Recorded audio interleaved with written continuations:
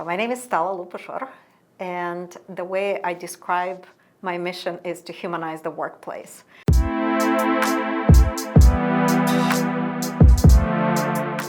I'm originally from Moldova, and what's interesting is that it's a very small country in Eastern Europe, and it was part of the former Soviet Union. So I grew up in a country that doesn't exist as it was originally designed. I spoke a language that doesn't exist anymore. It was called Moldovan, which was in fact the Romanian language with Cyrillic alphabet.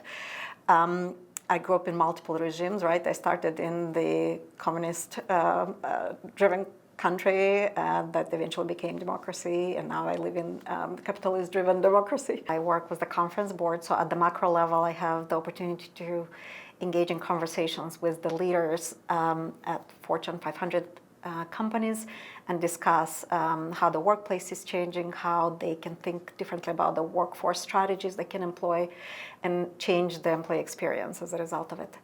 I also have my own consulting practice, and I consult with leaders and helping them think differently about the shifts that are happening around us and the changes they may need to bring into the organization to adapt to that and future-proof themselves. And I also work at the individual level with women, and last year I founded a nonprofit organization called Amazing Community, and we work with women and helping them, especially after reaching the second half of their lives, how they can transform or transition and prepare and stay engaged in the modern workplace. What my passion is, it was one of those projects, special projects, to think about the future, and not in next year, but 20, 30 years out, what that might look like, and imagine how technology will reshape the world around us and how we as an organization can prepare for that future.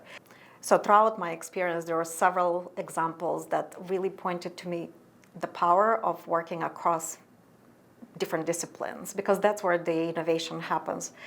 When you have the same industry and the same mindset, you apply the same rules, the same guidelines from the textbooks you've learned, and there is only so much you can improve. And you're really on a linear path, as opposed to when you look at the adjacent spaces and try to learn from world of biology, from artistry.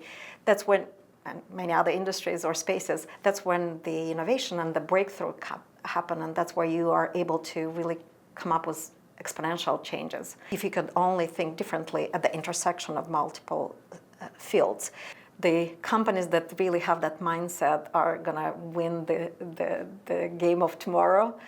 And there is an opportunity to bring the similar type of mindset into the workplace experience. That's, I think, the next evolution of disruption. That's where the next opportunity can come from. So that's HR role to start thinking differently about the sources of talent and where they tap into in order to bring that richness of experiences and ways of thinking. A couple of models that were obvious. One was around building the research, just allowing people to innovate and create something and experiment with things, as opposed to another model where you have business who says, we are investing in these spaces, and therefore we're going to only allocate money for this type of projects in these spaces. And I think it's missing that white space in between to saying, what is really happening on the ground around us? Let's walk outside the building. I think the biggest gap, though, in this whole conversation is the fact that not enough fine arts professionals are being brought into some of these conversations. They are one of the most important types of qualifications that will be necessary in the pursuit to future-proof ourselves against robotization around us. Individuals who have a really, well-attuned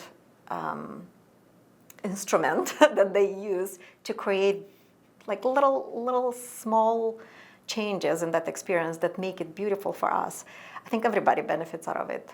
Who doesn't want to work in a great environment with great people, work on important problems to solve?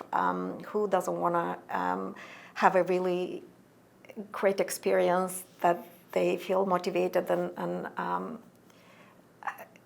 really excited to get up in the morning for.